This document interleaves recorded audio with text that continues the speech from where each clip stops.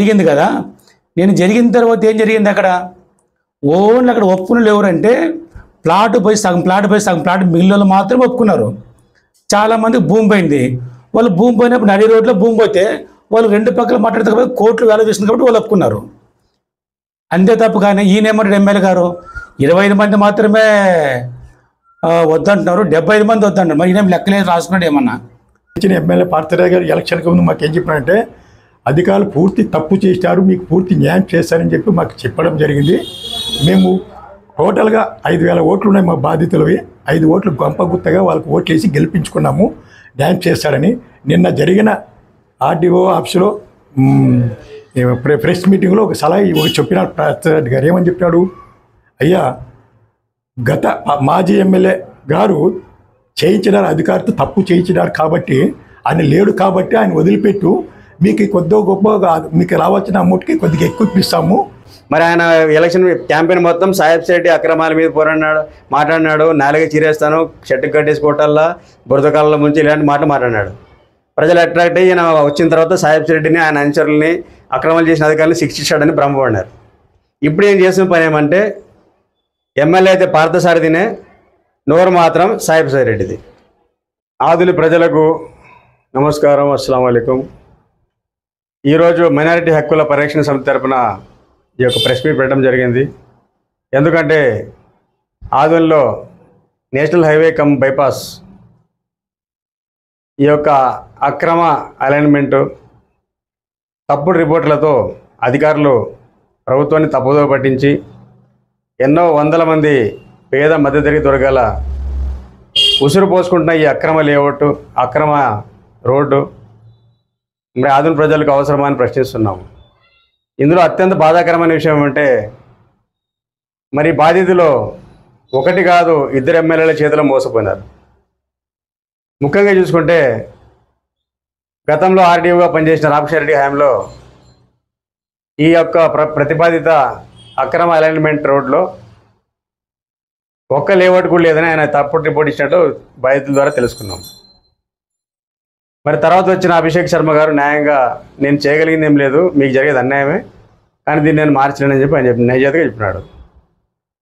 తర్వాత వచ్చిన ఐఏఎస్ శివనారాయణ శర్మ గారు కూడా ఆయన కూడా చేయగలిగింది లేదు, ఎందుకంటే అధికారుల చేతిలో అంత పెద్ద పవర్స్ ఏమి ఉండవు. మరి ఇది రాజకీయ శక్తులు మాత్రం మార్చగలవు. ఇది తెలిసి గత ఎలక్షన్కి ముందు సాహెబ్ రెడ్డి గారి కుట్రపూరితంగా ఈ యొక్క బైపాస్ వేశారని చెప్పి ఒక ఆవేదనతో బాధితులంతా ఐక్యమై చాలా వరకు పోరాడుతున్నారు. మరి ఎలక్షన్ ముందు ప్రస్తుత ఎమ్మెల్యే అప్పటి టీడీపీ, బీజేపీ, జనసేన కూటమి అభ్యర్థి డాక్టర్ పార్థసారథి గారు బాధితులతో మీటింగ్ పెట్టి అరే మీకు ఇంత న్యాయం జరిగిందా, మీకు న్యాయం చేస్తానని చెప్పి, ఓన్లీ ఈయనేమో మోడీ శిష్యుడు అని చెప్తున్నాడు. ఈయన మాటలు బట్టి చూస్తుంటే మోడీ అని జేబులో ఉన్నట్లు, అమిత్ షా అని జేబులో ఉన్నట్లు, మరి జేపీ నడ్డా, రాజ్నాథ్ సింగ్ అంతా వీళ్ళు జేబులో ఉన్నట్లు మాట్లాడుతున్నాడు. ఈయన న్యాయం చేస్తాడేమో, అలైన్మెంట్ రద్దు చేసి మాకు న్యాయం చేస్తాడని చెప్పి గుట్టిగా నమ్మి బాధితులు గుంపగొత్తగా ఓట్లు వేయించడం జరిగింది. సీన్ కట్ చేస్తే ఈయన ఎన్నికైన 50 రోజుల్లోనే ఈయన విశ్వరూపం స్టార్ట్ చేసినట్టు చూపించేది. అదేమిటయ్యా అంటే అరే అయింది అయిపోయింది, పాత ఎమ్మెల్యే పోయినాడు మర్చిపోండి, మీకు ఇంకంతో ఎక్కువ డబ్బులు ఇప్పిస్తామని చెప్తే పార్థసారథి చెప్తున్నాడు ఇప్పుడు ఎమ్మెల్యే. మరి పార్థసారథి గారికి ఒకటి అడుగుతున్నాము, మరి వీళ్ళు మీకు డబ్బులు అడిగినారా లేకుంటే తమ స్థలాలు తమకు కావాలని అడుగుతున్నాము. మరి ఇంత మోసపూరితంగా పాలించేది అవసరమా అని చెప్పి మేము ఈరోజు ఆదిన ఎమ్మెల్యే పార్థసారథి గారిని ప్రశ్నిస్తున్నాం. మరి టీడీపీ కూటమి తరపున మరి మన ముఖ్యమంత్రి చంద్రబాబు నాయుడు గారు ఒకటే మాట చెప్తున్నారు, వైఎస్ఆర్ హయాంలో అవినీతి చేసిన, అక్రమాలు చేసిన, ప్రజల్ని ఇబ్బంది పెట్టిన అధికారులందరినీ జైలుకి పంపిస్తానని చెప్పి ఆయన శపథం చేస్తే దానికి విరుద్ధంగా కూటమి జెండా కింద గెలిచిన పార్థసారథి గారు ఈరోజు అధికారులను రక్షించేందుకు ముందు రావడం అనేది చాలా సిగ్గుచేటని ఈరోజు సందర్భంగా మనం చేసుకుంటాం. ఎందుకంటే అప్పుడు ఎమ్మెల్యే పోయినాడు, అధికారులు తప్పు చేసినారు వదిలేండి అంటే నీ సొంత జాగా పోయిందా పార్థసారథి గారని ప్రశ్నిస్తున్నాం. మీరు నీ సొంత జాగా పోతే నీకు నొప్పి తెలుస్తుంది, నీది ఒక 10 కోట్ల స్థలం పోతే నీకు నొప్పి తెలుస్తుంది, ఒక పేదవాడిని 30 లక్షల ఫ్లాట్ పోతే నీకు నొప్పి తెలుస్తుంది.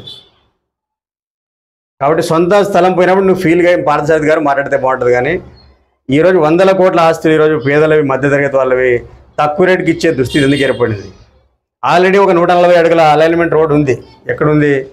మన హనుమాన్ విగ్రహం దాటిన తర్వాత కొంచెం ముందుకు పోతే ఉంది. ఆ రోడ్డు వేస్తే ఆదుని అన్ని విధాలు డెవలప్ అవుతుంది.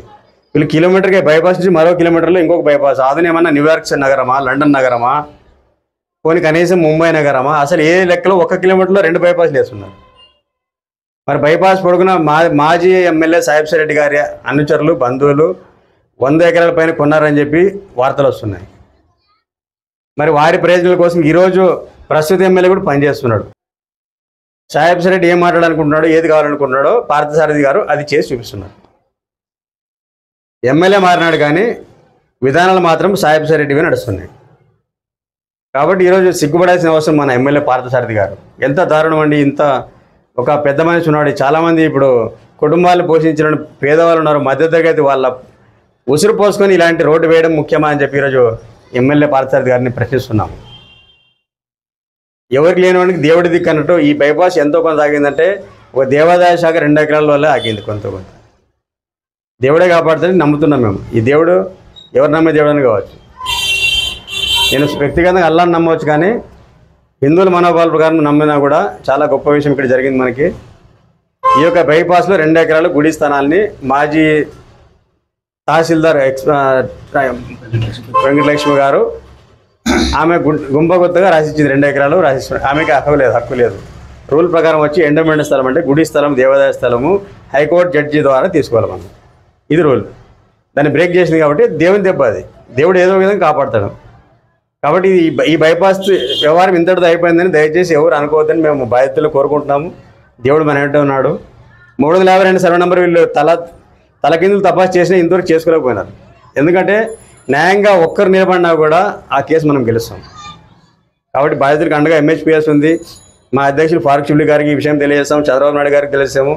ఆదుని ఎమ్మెల్యే పార్థసారథి గారు సాయిబ్ రెడ్డిని ఎలా కాపాడుతున్నాడు, వాళ్ళ అనుచరుని ఎలా కాపాడుతున్నాడు, అప్పట్లో అక్రమాలు చేసిన అక్రమార్కుల్ని ఈయన ఎలా కాపాడుతున్నాడు, అధికారులను ఎలా కాపాడుతున్నాడు చెప్పి పూసగుచ్చలు మేము రిపోర్ట్ పంపిస్తున్నాము.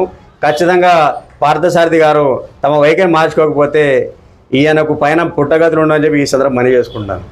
రాబోయే రోజులు ఖచ్చితంగా ఈయన ఇప్పుడు అంతకాలం వైఎస్ఆర్ పార్టీని తిట్టిన ఆయన వైఎస్ఆర్ పార్టీ నాయకులను తీసుకుపోయి తన బీజేపీలో కలుపుకొని బీజేపీని నిర్మించుకుంటున్నాడు. ఈయన విషయంలో 2 మాకు కనబడుతున్నాయి. ఆదిన ఎమ్మెల్యే పార్థసారథి విషయంలో ఒకటిది బీజేపీ పార్టీని తమ వైఎస్ఆర్ పార్టీ నాయకులను తీసుకొచ్చి బలపరుచుకుంటున్నాడు. రెండవది ప్రజల్లో మాట్లాడుతున్నాడు. మరి ఆదాయం కోసం ఏమన్నా తాతాలు ఆడుతున్నాడా, ప్రతి దాంట్లో ఎంతో కొంత తీసుకొని సెటిల్ చేస్తున్నాడా అనే విధంగా డౌట్ వస్తుంది. ప్రజల్లో చర్చ నడుస్తుంది. రాబోయే రోజుల్లో ఇంకా ఈ నిజాలు ఇంకా బయటకు వస్తాయి. నిజం దాగదు, దొంగతనం ఎప్పుడు దాగదు. మూడో విషయం, ఈయన కూటమిలో టీడీపీ ఓట్లతో గెలిచిన ఈయన 88,000 ఓట్లు వచ్చాయండి. బీజేపీ 300,000 ఓట్లు అనుకున్న గత టైంలో 85,000 ఓట్లు టీడీపీ జనసేన మద్దతుదారులు వేసిన ఓట్లు లేవు. ఈరోజు దానికి భిన్నంగా ఎవరైతే ఓట్లు వేసేసినారో టీడీపీ కార్యకర్తలకు ఈరోజు తినడానికి తిండి లేదు. మరి వాళ్ళని వేధిస్తూ అయినా వైఎస్ఆర్ పార్టీ నుంచి తీసుకొచ్చిన నాయకులు తీసుకొచ్చి వాళ్ళకే పనులు ఇస్తున్నాడు. మరి ఎంత దారుణం చూడండి. ఈ విషయం కూడా మేము చంద్రబాబు నాయుడు గారి దగ్గర తీసుకుపోతున్నాము. ఖచ్చితంగా రాబోయే రోజుల్లో NH 167 ఏదైతే అక్రమ అలైన్మెంట్ ఉందో దానిపైన పూర్తి స్థాయిలో పోరాడతాము. ఖచ్చితంగా ఎంహెచ్పిఎస్ తరఫున ఫారూక్ షిబ్లీ గారితో మాట్లాడి ఈ విషయం చంద్రబాబు నాయుడు గారి దగ్గరికి తీసుకుపోతాము. ఆదుని ఎమ్మెల్యే పార్థసారథి గారు ఏ విధంగా అయితే కూటమి నియమాలు ఉల్లంఘిస్తూ అక్రమార్కులను కాపాడే ప్రయత్నం చేస్తున్నాడో దీనికి వ్యతిరేకంగా బలంగా నిలబడతామని చెప్పి ఈ సందర్భంగా మనవి చేసుకుంటూ బాధితులు ధైర్యంగా ఉండాలని చెప్తున్నాము. ఎందుకంటే చివరి బాల్ వరకు మనకి టైం ఉంది. బయటపడాల్సిన అవసరం లేదు. ఖచ్చితంగా న్యాయమే గెలుస్తుంది. ఇక చివరిగా రాబోయే రోజుల్లో ఈ పోరాటంలో మా వరకు మేము పూర్తి సహకారం అందించడం తెలియజేస్తున్నాము. ఇప్పుడు మన వెంట కూడా బాధితులు కొంతమంది ముఖ్యులు మేము పిలిచినాం అదే పనికి. వాళ్ళ బాధలు మనం తెలుసుకోవాలి.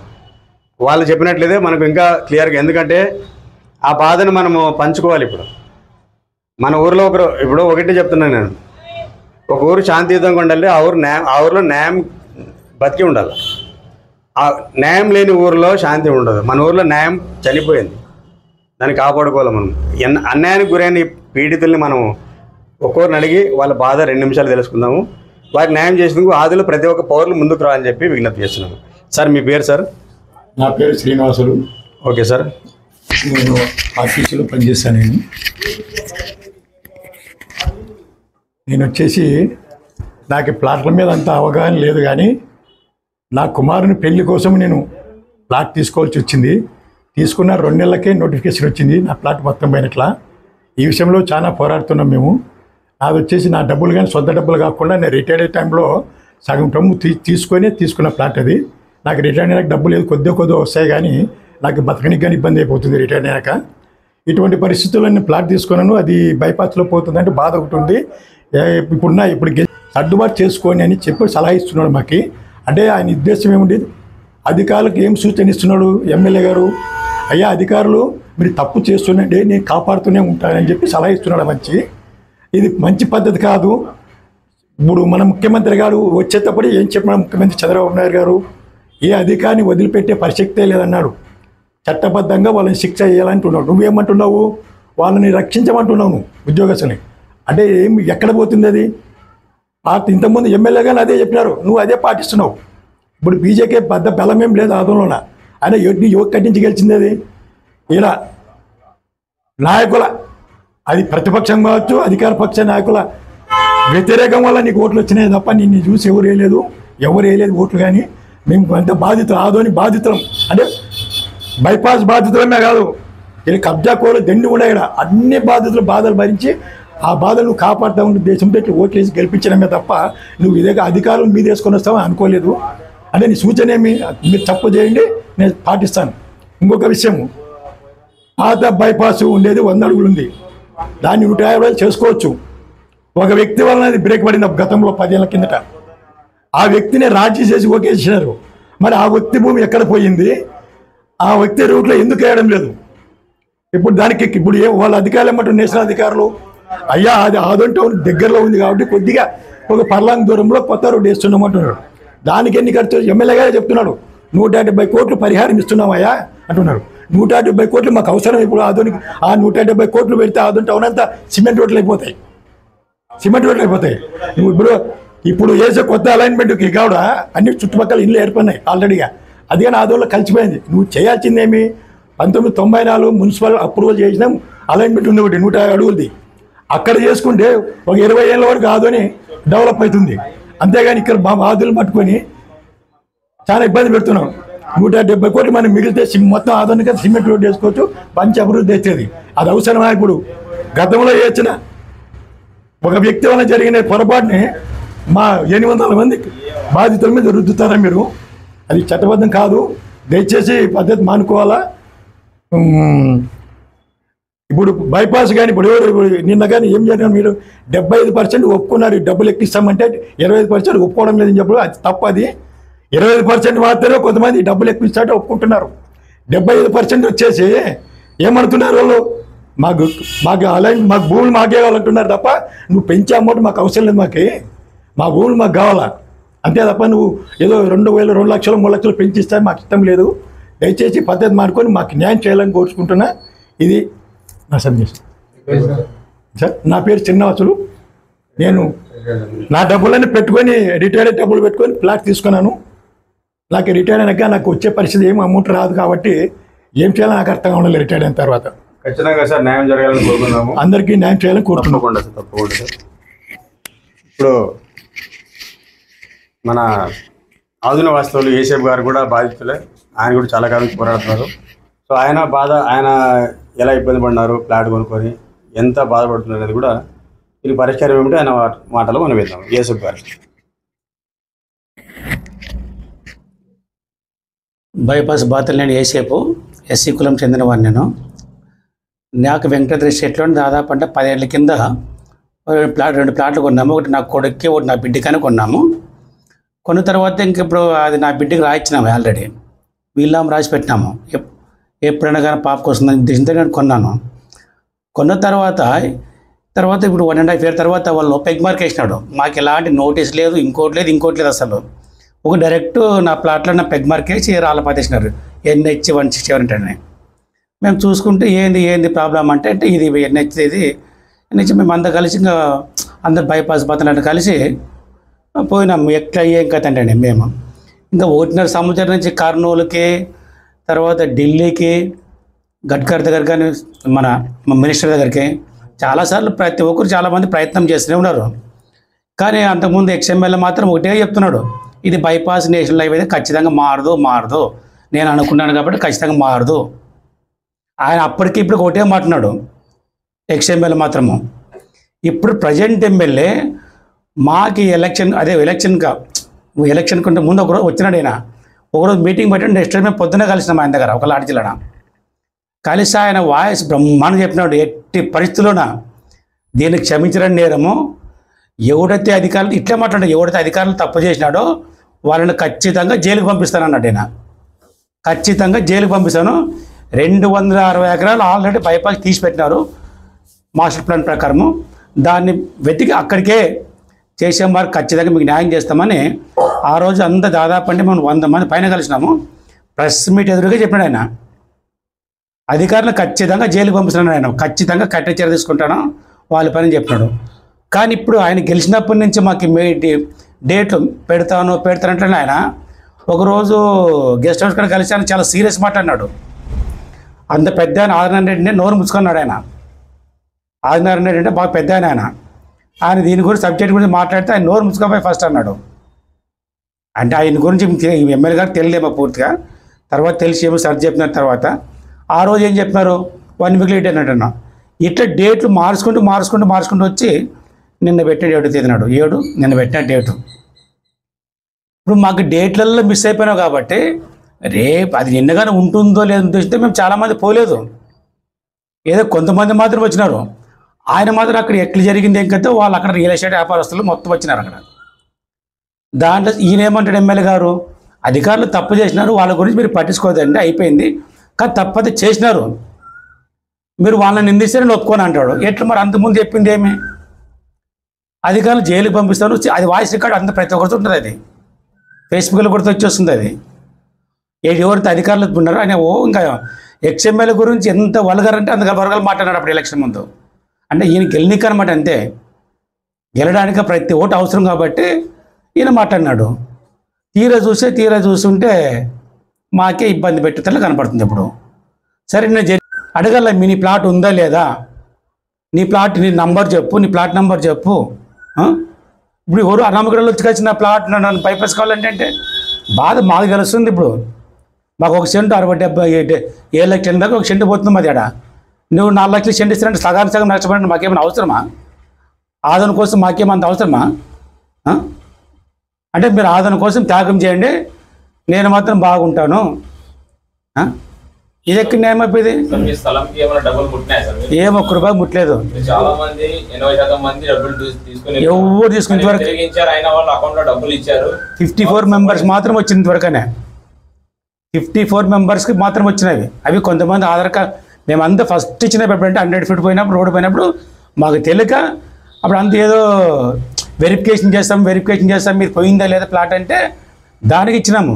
కొంతమంది మీ బాధితులు సార్ ఏమంటున్నారంటే మేము తీసుకోలేకపోతే కూడా మా డబ్బులు కోర్టులో సబ్మిట్ చేసి వాళ్ళ పని అది దానికి భయపడినారు చాలా మంది. దానికి భయపడినారు ఎందుకంటే మళ్ళీ బలవంతం గవర్నమెంట్ కూడా ఆపలేం కదా. పొరపాటున టక్కని వాళ్ళు కోర్టుకు వేసినా మళ్ళీ మనం అడ్వకేట్ని పట్టుకోవాలా, వాళ్ళకి ఫీజులు ఇచ్చుకోవాలా, వాళ్ళు కోర్టు చుట్టూ తిరగల్లా.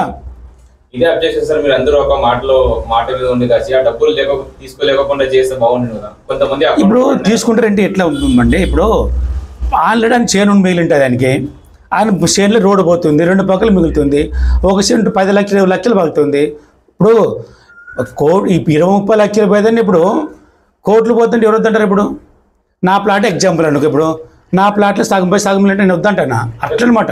ఇంకోటి వాళ్ళు ముందుకు రావట్లేదు, ఎట్లయినా అయిపోయి పని అయిపోయినట్టే, ఇది ఎంత చేసినా మేము వచ్చే డబ్బులు కూడా పోతాం, అందుకోసం తీసుకున్నాం వచ్చిన చెప్తున్నాం. అది కొంతమంది ఉన్నారు, వాస్తవం అది. ఎందుకంటే మరి ఎందుకు దీంట్లో చాలా మంది ఎంప్లాయీస్ ఉన్నారు, బయట రావడం లేదు, వస్తే ఏమవుతుంది ఏం లేదు అనేది చాలామంది ఎంప్లాయీస్ ఉన్నారు, చాలామంది పెద్దలు ఉన్నారు. పోతే ఇప్పుడు ఉన్నోళ్ళకి కోట్లు సంపాదించిన ఒక ప్లాట్ పోతేనే ఉంటాయి.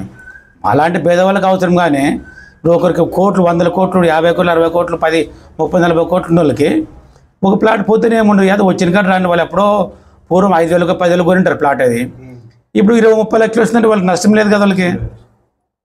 అట్లా చెప్పినారు కానీ అంతే తప్ప. కానీ ఇప్పుడు 2 ఏళ్ళ నుంచి సంబంధించి 2 గంటల ముగిస్తామంటే ఎట్లా జరుగుతుంది? పోనీ ఎమ్మెల్యే గారు నెక్స్ట్ ఇంకో మీటింగ్ పెట్టి సరే మీరు ఎవరు కావాలంటే మీరు రికార్డ్ తేండి, ఫస్ట్ మీరు ప్లాట్ ఉందా లేదా, మీ చేను పోయిందా, మీ చేనులు ఎంత పోయింది, అట్లా వెరిఫై చేసే బయటకు వస్తుంది. కానీ అందరు 75 మంది ఒప్పుకున్నారు, 25 మంది ఒప్పుకోలేదండి అంటే ఇది ఎక్కడండి? ఇది చాలా ఘోరం అంటే ఘోరం ఇది. పోనీ ఎక్స్ఎమ్మెల్యే గారైనా ఆయన డైరెక్ట్ చెప్తున్నాడు, ఇంకా ఇప్పుడు చెప్తున్నాడు అది ఎట్టి పనులు ఆగదు అంటాడు. ఈయనేమి ఆపుతాను అనుకుంటే ఇప్పుడు లేదంటాడు. ఇప్పుడు ఆపుతాను నాకు సెంట్రల్ లెవెల్ పలకబడింది కదా, నా కోసం ఆయన రక్షణ శాఖ మంత్రి వచ్చినాడు కదా, ఆయన వచ్చిన ఇండియా ప్రెసిడెంట్ వచ్చినాడు కదా, బీజేపీ నడ్డా గారు వచ్చారు కదా, అంటే మేమంతా ఇంత ఇన్ఫెక్షన్ ఉండదు కదా, ఖచ్చితంగా ఆపుతాడు ఇంత మాకైనా. ఇంకా మేము ఎలక్షన్లు తిరిగినోళ్ళు కానీ సరే తిరిగి ఆయన కోసం చేసినాము. తీరా చూస్తే మాకే నామాలో పెట్టాలి కనపడుతుంది. ఇప్పుడు ఇది జరిగిన ఖర్చు రప్పిది. దయచేసి ఎమ్మెల్యే గారు మళ్ళీ రిక్వెస్ట్ చేస్తున్నాము, మీరు మళ్ళీ పునఃపరీక్షించండి. ఆ రోజు వచ్చింది ఎంతమంది వచ్చినారు, దాంట్లో 50% మెంబర్ అసలు రియల్ ఎస్టేట్ వ్యాపారస్తులు వచ్చినారు. దాంట్లో ప్లాట్లు లేవు, ఇంకోటి లేదు. చాలామంది ప్లాట్లు లేకుండా వచ్చినారడ. దాన్ని ఎక్కువ భాగం మళ్ళీ వైసీపీ కార్యకర్తలు వచ్చినారడ. అది ప్రీ ప్లాన్ ప్రకారం వచ్చారనుకుంటాం, మాకు దాన్ని బట్టి అర్థమవుతున్నాడా. అంటే ఏమైనా చేతులు ఎత్తే ఇద్దామని లెక్కలేక వాళ్ళేమి ఎవరు వచ్చిన మాట్లాడలేదు. వాళ్ళు వచ్చిన మాకు వాళ్ళు సైలెంట్గా కూర్చున్నారు కదా వాళ్ళేమే. కానీ ఎవరైతే చేతులు ఎత్తినారంటే 10-20 మంది ఎత్తినారు వాళ్ళే. వాళ్ళకి ఎందుకంటే ల్యాండ్ మిగులుతుంది కాబట్టి, ప్లాట్ మిగిలింది కాబట్టి వాళ్ళు డిమాండ్ పెరిగిన ఉద్దేశంతో ఎత్తినారు. కానీ ఇప్పుడు మా ప్లాట్ నష్టపోయేసి వాళ్ళు లాభం చేయగలంటే ఇది ఎక్కడ లెక్కపది. ఏం పెద్ద 1 కిలోమీటర్ అడ్డం ఉండదు. దీన్ని కంప్లీట్ చేసే విటరామా చేయలేదు, కంప్లీట్ చేసే అయిపోయి కదా. మరి ఆ భూమి ఉంటుంది కదా, ఇప్పుడు అది 100 అడుగుల భూమి ఆల్రెడీ డబ్బులు ముట్టి 12 ఏళ్ళ పైన అయింది కదా. మరి ఇది ఒక మధ్య అప్పుడు అది ఎక్స్ఎమ్మెల్యే ఏం చెప్పినాడు, అది నేషనల్ లైవ్ అట్లా పోతుంది ఒకటి, మరి విట్టారామా చేయడం నుంచి మరి దానికి లింక్ ఇస్తామన్నాడు. అంటే 2 రోడ్లు. దయచేసి రిక్వెస్ట్గా మీరు ఇంకోసారి మీటింగ్ పెట్టండి, ఎట్టైనా కానీ బైపాస్ బాధ్యులకు న్యాయం చేయండి. ఇంకోటి ఆయన ఏమంటే అమౌంట్ పెంచుతామంటున్నాడు. అది కానీ ఎట్లు ఇస్తారు, 100 అడుగులకు ఒకసారి ఇస్తామంటాడు, 50 అడుగులకు ఒకసారి ఇస్తామంటాడు. అంటే ఈరోజు 100 అడుగులకు వచ్చినాక ఒక సంవత్సరం 50 అడుగులు ఇస్తామంటారు. అది కానీ పెంచుతామంటే 10 రూపాయలు పెంచుతారు, 7 రూపాయలు పెంచుతారు, 100 పెంచుతారు, 200 పెంచుతారు, అయిపోయి మేమేమంటే పెంచామంటారు. ఇప్పుడు అధికారులు ఏం చెప్తారు, ఇప్పుడు అమౌంట్ తీసుకోండి, మీరు వచ్చిన అమౌంట్ నెక్స్ట్ కలెక్టర్ దగ్గర పోండి మళ్ళీ పెంచుతారని చెప్పిన వాళ్ళే చెప్పారు అధికారులు. నువ్వు చెప్పేది ఏముంటుందట, అధికారులు చెప్తున్నారు మీరు ఫస్ట్ అమౌంట్ తీసుకోండి, నెక్స్ట్ మీరు కలెక్టర్కి రిక్వెస్ట్ చేసుకుని లెటర్ పెట్టుకోండి, ఖచ్చితంగా ఆయన పెంచుతాడని చెప్తారు. ఎమ్మెల్యే గారు ఏమంటాడు, లేదు మీరు కలెక్టర్ దగ్గర మాట్లాడి పెంచుతారు. ఎంత పెంచుతారు సెంట్ 8 లక్షలు 9 లక్షలు 10 లక్షల వరకు ఉన్నాడా. పెంచితే మహా అంటే 50,000 30,000 40,000 పెంచితే పెంచవచ్చు. అంతకంటే ఏమంటే పెంచితే న్యాయం జరగాలని కోరుకుందాము. ఇంకా ఇట్లా ప్రకారం చూసుకుంటే సార్ డిమాండ్ ప్రకారం చూసుకుంటే ఖచ్చితంగా ఇంకోసారి మీటింగ్ పెట్టి జెన్యున్గా ఎవరికైతే ఫ్లాట్ ఉన్నా వాళ్ళని కూర్చోబెట్టండి. ఫస్ట్ ఎంట్రీ చేసే ముందు ఫ్లాట్ ఉందా లేదా, ఎందుకంటే అడ్డమనలు వచ్చేసి చేతులు ఎత్తే అది అయిపోయినట్టు తప్పది, రాంగ్. అది ఒక్కొక్క పేరు రాసుకొని ఈయన ఫ్లాట్ ఈడుంది అని చెప్పి కూర్చోబెట్టి అది ఒక పద్ధతి ఉంటుంది. ఇప్పుడు అడ్డమనల్ని అసెంబ్లీలో పంపించాము కదా, అడ్డమనల్ని పార్లమెంట్లో పంపించాము. అట్లా ఈ చట్టాలను దీన్ని ఫైనల్ చేసే ముందు వాళ్ళు కూర్చోబెట్టాలి. ఎవరిని ఇట్లా వాళ్ళు ఫ్లాట్ ఉన్న వాళ్ళు కూర్చోబెట్టాలి. ఇది ఒక డిమాండ్. రెండోది ఏమంటే బాధాకరం విషయం ఏమంటే ఈ బైపాస్ కోసం ఫ్లాట్లు ఇచ్చిన వాళ్ళు చరిత్రలో నిలిచిపోతారంటే ఎవరు చెప్పింది, మన ఎమ్మెల్యే పార్థసారథి గారు. మన ఎమ్మెల్యే కాదు, హీరోలు అయిపోతారు, ఈయన చరిత్రలో ఉంటారు. ఈయన చెప్పినాడు ఎవరు, మన ఎమ్మెల్యే గారు. మరి నేను చెప్పేది ఏమంటే వీళ్ళు చరిత్రలో ఉండలేదు, కానీ మీరు బైపాస్ బాధితులకి నమ్మక ద్రోహం చేసింది మాత్రం మీరు చరిత్రలో ఉండిపోతారు. ఆదిన ఎమ్మెల్యే పార్థసారథికి నా యొక్క విజ్ఞప్తి అనమాట ఇది. కాబట్టి ఇంకా ఛాన్స్ ఉంది, తప్పేం లేదు. తప్పు చేసి ఉండొచ్చేమో, తొందరపడి ఉండొచ్చు, కానీ మీరు చేస్తారని ఇంకా ఈ బాధితులు నమ్ముతున్నారు కాబట్టి వీళ్ళు నమ్మకాన్ని నిలబెట్టండి. ఇంకోసారి మీటింగ్ పెట్టండి, వీరికి సాటిస్ఫై అయ్యే విధంగా అక్కడి నుంచి తొలగించే ట్రై చేయండి. ఎందుకంటే మీరు సెంట్రల్లో ఇన్ఫ్లుయెన్స్ ఉందంటారు, మోడీ గారితో చెప్పి 500 కోట్లు తెస్తాం చాలా చెప్పినారు ఎలక్షన్లో. 500 కోట్లు తేకుండా కనీసం వీటి వరకు న్యాయం చేయండి అని చెప్పి విజ్ఞప్తితో రాబోయే రోజుల్లో కూడా ఎంహెచ్పిఎస్ తరఫున పోరాడతామని చెప్పి బాధితులు న్యాయం చేయాలని చెప్పి మేము కోరుకుంటాము. నా పేరు నూర్ అహ్మద్, ఎంహెచ్పిఎస్ రాష్ట్ర కార్యదర్శి. ధన్యవాదాలు.